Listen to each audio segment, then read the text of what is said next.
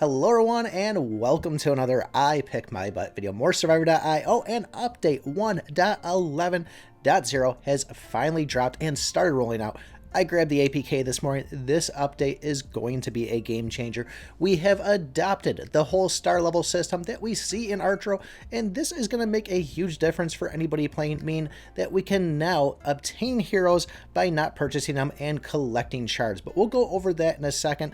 I want to say I didn't even notice that the legend weapons got upgraded to +4, so there is technically not a new rarity, but a new level system to them. I totally skipped right by that in yesterday's video, but we do have leaked images here of the Valentine's Day event, and it's very similar to, I think it was the Christmas event, where we have this kind of bingo board type thing. But if you notice over on this side, 100 tries there, we're gonna get an S grade gear where we can go and pick which gear it is from what I'm seeing on the actual Facebook post for it. They are labeling it as S-grade excellent equipment choice packs, and that's a tongue twister right there. It took me like 5 tries to say that, but that's a nice little bonus to grab from it here. And you can see right in the image, Eternal suit, Eternal belt, they're both in there. I wonder if there'll be any Eternal gloves. I'm hoping so, but at any rate, this is going to be a nice event to come through. Now, the other tabs you see down on the bottom, one of them is just going to be the quest that we need to do, where we will get roses and golden tickets. And the big thing that I'm excited for about this is they show a void power in there. So that's going to be one that I'm going for. Eternal necklace 2, frames, some more tech parts, gears. Going to be pretty much similar to the last one we had with some better stuff inside it. So very cool things. Now, as I said, it went up to level 100 for the player level, and now the new perk is going to be Omni Gravity. Initial item loot radius is going to be plus 100%. It's going to take me some getting used to when I finally get this, because I kind of like where my radius is right now to know I'm not picking up bombs and magnets if I don't need it, but I'm sure I'll adjust to it. But 5 new chapters, we're aware of that. But the big question is how do we unlock survivors without spending money? Well, we're going to need to get these shards, and it's going to take 80 shards to unlock a hero. So this isn't going to be any quick process, and Habby typically knows this. They're making this game a long game for you.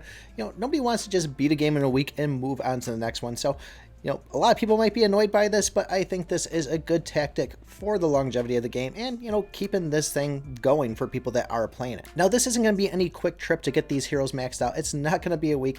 This might be something that, I don't know, might take you more about a year to get the star levels up, and by then they might already have a new star in there, which is going to make it take even longer. Now, at 80 shards to unlock these heroes, if you've already purchased them, you have a pretty good jump on everybody else, because it is going to take you maybe roughly around 80 days in order to unlock one of these. I'm sure there'll be events out there or even some other things that might make it a little bit faster. But when it comes to upgrading these heroes, we have 6 different star levels, and you can see here the first one, it's going to take only 10 shards to upgrade. Now, in order to get these shards, we're going to have to go over and play the special ops. You see the footage over here on the right side of the screen. That is of the actual gameplay. It's a lot of fun. We're playing bosses. We have a selection to pick which bonus we're going to get, and they have rarities on them for the bonuses. So obviously, if we're going to go for the better one, it's going to be giving better rewards in the great. And when we finally beat 10 of these things or get 10 points towards the chest, well, that's going to be another 100 of these coins. 300 of these coins is what's going to be needed to convert to 1 single shard. This is what I'm talking about, people. This is going to take a little bit, but this is a lot of fun. This totally changed my perspective on the game, and I'm actually really excited for this.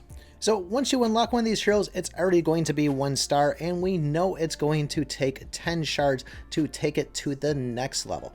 Now the question will be after that, is it going to be a 20, 30, 40, 50 type thing, or is it going to be like a 20, 40, 80, you know, at any rate, it's going to take a while in order to upgrade these.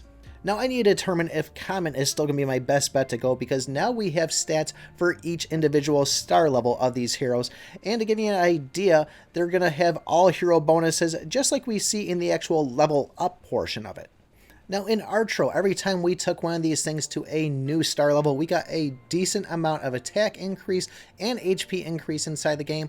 I don't know if this is going to be the case with this, but I do see a couple of these that say train next to them, and those are going to be the ones that, for example, a 2-star common is going to get a plus 100 attack and HP plus 500. So I think the ones where we see train next to them is going to be where we get those boosts, but I can't confirm it to be exact because we're just not there yet. But we all know Common's 1-star ability, or his basic ability we've been dealing this whole time, of the +3 passive to all skill damage. But when we finally get him to 3-star, that's where we're going to unlock the expired plan, which is going to give passive +3% to all skill ranges. Still, translation on these things, we're not 100% certain what they all mean. We'll just have to wait till we get there to really test them out. And at 6 stars, we're going to be getting the Helter Skelter passive, which is going to be -3% to all skill damages.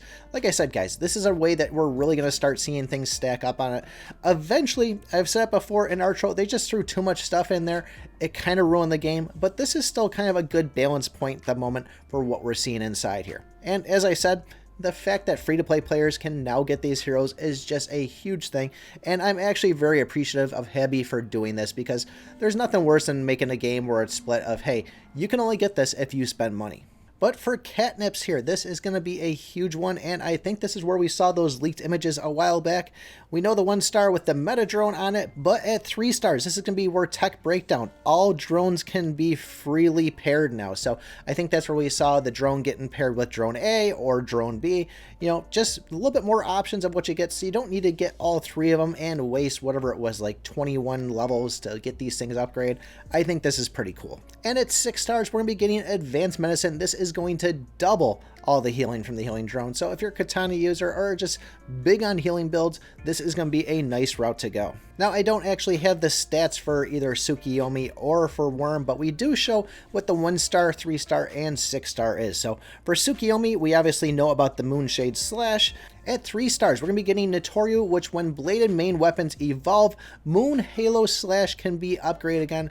Once again, no idea exactly what that means, but it sounds pretty cool. And at 6 stars, Moon Halo Slash upgrade requirement is not restricted to main weapon. Now, we all want to know about the new hero here, and it's going to be Worm, and the 1-star skill is going to be called Listening Bug. This is going to be selected in battle, just like we do with Metadrone and Moonshade Slash, but it's going to unveil enemy weaknesses and increase their damage taken. So pretty much, it's going to go select some enemies, and you hit that enemy, you're going to be hitting them for a lot more. At 3 stars, we're going to get Cash Tray, which is going to be greatly reducing the collision damage and slightly increased projectile damage. I don't know, I'm thinking already that this might be the hero I'm going to start trying to upgrade. I'm hoping it's going to be the strongest, and I have a good feeling that it is. And at 6 stars, we're going to have the Listening Bug can be upgraded to Sting Op. And this is going to ring Sting's Op meter to force enemies to retreat. So could you just imagine a boss coming at you, charging, and then just run away? We'll have to see if it actually works on bosses, but this sounds pretty cool. So I'm actually pretty pumped about this. But really curious to know what you guys think. Is this pretty awesome for an update? I think so. What are you most excited about? Are you thinking, okay, this is a little bit too much, I'm done playing the game? Let me know in the comments below. Don't forget to join the Discord, like, subscribe, and remember, I pick my butt.